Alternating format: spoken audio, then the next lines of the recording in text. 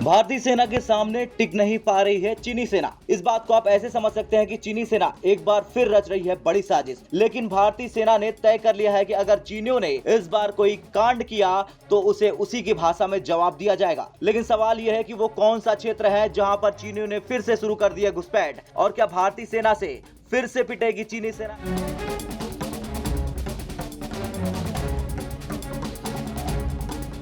दरअसल ईस्टर्न लद्दाख में एलएसी पर चल रहे गतिरोध के बीच अब सिक्किम में भी भारतीय सेना हाई अलर्ट पर है। सूत्रों के मुताबिक इसी महीने 22 और 23 तारीख को चीनी सेना के वेस्टर्न थिएटर कमांडर ने सिक्किम के दूसरी तरफ एलएसी के पास विजिट किया, जिसके बाद से चीनी सेना की गतिविधियां तेज हुई हैं। भारतीय सेना भी इलाके में पूरी तरह अलर्ट है। सोचिए, चीनी सेना के वेस्टर्न कमांड का जो मुख्यालय है वो है तिब्बत में, और यहीं से चीनी सेना की ये कमांड भारत से लेकर एलएसी के पूरे कंट्रोल को देखती है। और अभी हाल में जब पीएलए के वेस्टर्न थिएटर कमांडर वांग हेजियान ने 2 दिन का विजिट किया तो इसके बाद इलाके में हलचल बढ़ गई है। याद करिए, जब ईस्टर्न लद्दाख में चीन से भारत का तनाव शुरू हुआ था तब भी भारतीय और चीनी सैनिकों के बीच फेस ऑफ की एक घटना सिक्किम में भी हुई थी, और उस वक्त चीनी सैनिकों ने घुसपैठ कर एलएसी पार किया था और भारतीय क्षेत्र के इलाके में आए। हालांकि ज्यादा देर तक भारतीय जवानों ने कायर और पीठ के पीछे से वार करने वाले चीनियों को टिकने नहीं दिया और भारतीय सैनिकों के साथ चीनियों का फेस ऑफ हुआ और उन्हें खदेड़ा गया।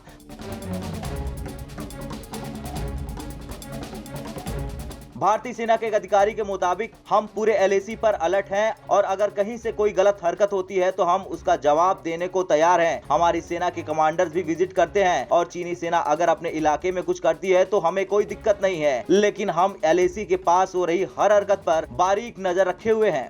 भारतीय सेना मुख्यालय के एक वरिष्ठ अधिकारी ने यूक्रेन में चल रहे रूसी सैन्य अभियान के बीच एक एनालॉजी बनाया था। उन्होंने कहा था कि स्थिति को भारतीय उत्तरी सीमाओं पर चीनी सेना द्वारा इसी तरह के प्रयासों के संदर्भ में भी देखा जा सकता है। खैर, भारतीय सेना मुख्यालय के अधिकारी के बयान को आपने बखूबी सुना, जो इस बात को बयां करती है कि अगर चीन ने कोई गुस्ताखी की तो उसका हाल पहले से भी ज्यादा बुरा होगा।